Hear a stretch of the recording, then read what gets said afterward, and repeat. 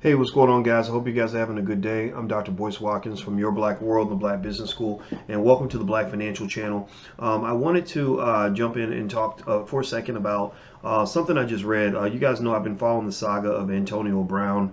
Antonio Brown is a really talented football player with the Oakland Raiders. It turns out that he's not with the Oakland Raiders anymore as of today, or he's not going to be.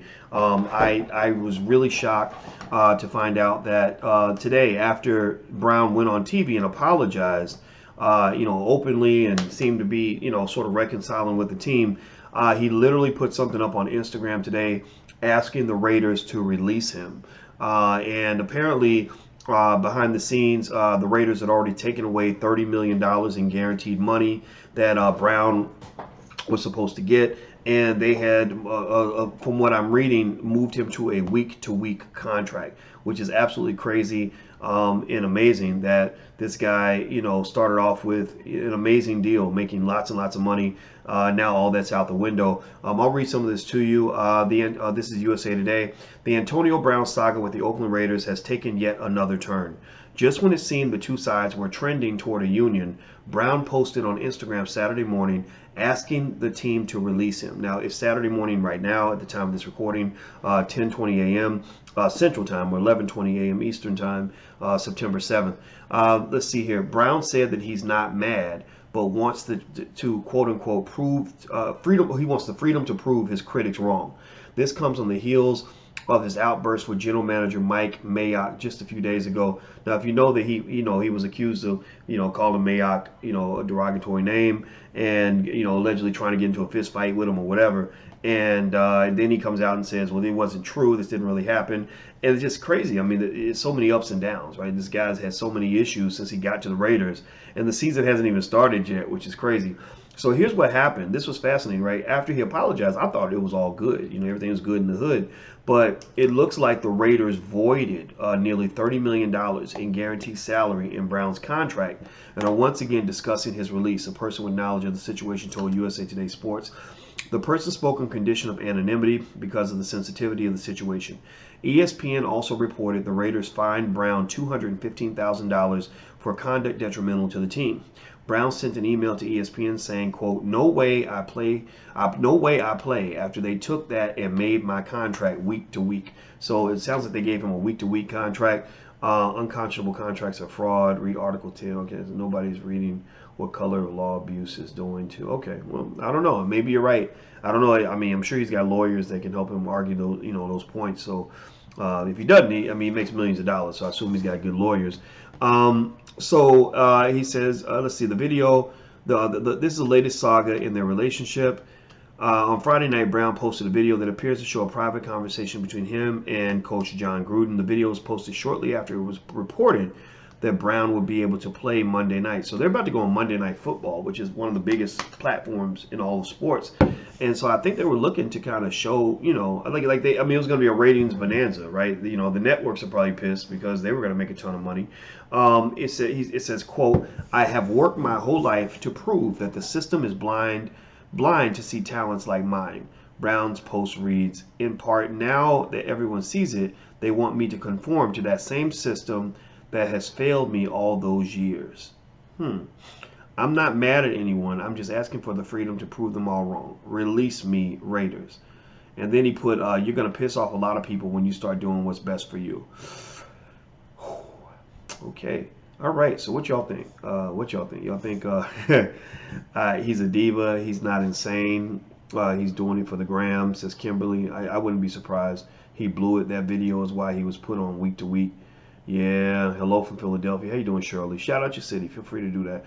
29 million gone for not keeping his emotions at bay. Wow. Well, I did a video on drboycetv.com the other day where I was breaking down the fact that, all this talk about Antonio Brown, you've never seen his father anywhere around. And so I don't think his father's involved in his life. His father was named Eddie Brown. He was actually named the greatest arena football player in history, right? So he's probably good enough to play in the NFL, just never got the chance. I really think that if Antonio Brown had a father that was involved with him, or at least a man that he respected enough to respond to him, I think that he could have been contained. I think that, when you get guys that just, are lashing out. And actually, I looked up the symptoms of fatherlessness, and one of the symptoms, a lot of the symptoms align with Antonio Brown's behavior. So I really think that, in fact, I talked to a therapist as well, and she said, oh, his father was a football player, so maybe his playing football is connected to the fact that his father played football, but it's not like a happy kind of connection, right? It's like that movie Creed. Remember Creed? How the son was like wanting to be a boxer because his dad was a boxer, but he hated his dad, right? And so he acted out. So ultimately, I think that when you see guys acting out, especially young guys, there are a lot of factors at play, but I really think fathers matter, and I think that him having a father would have made all the difference. Like, remember Tiger Woods, when he had his dad, he was in check. When he lost his dad, he went crazy, right? And so that's a theory, and then also then there's just the theory of just him being, a narcissist, personality disorder, perhaps potential brain injury from taking all those hits to the head. A lot of those players get concussions, or they get addicted to different drugs like Percocet that they need in order to just get on the field.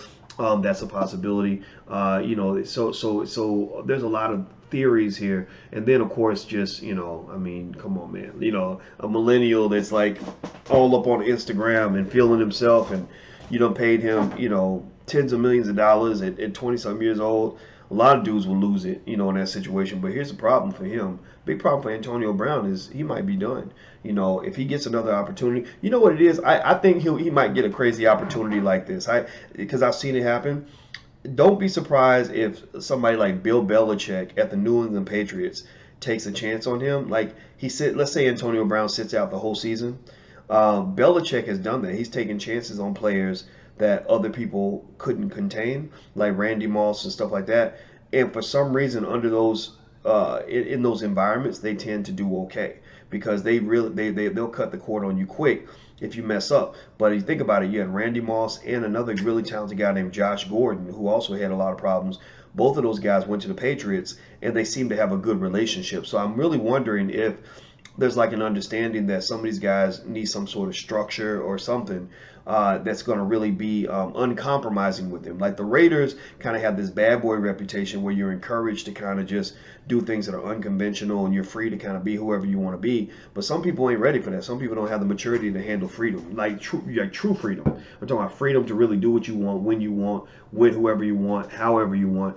Some people handle it well. Some people get out of pocket. They don't have the discipline to at least get on the field, do the job, or show up to practice, show up to the meetings.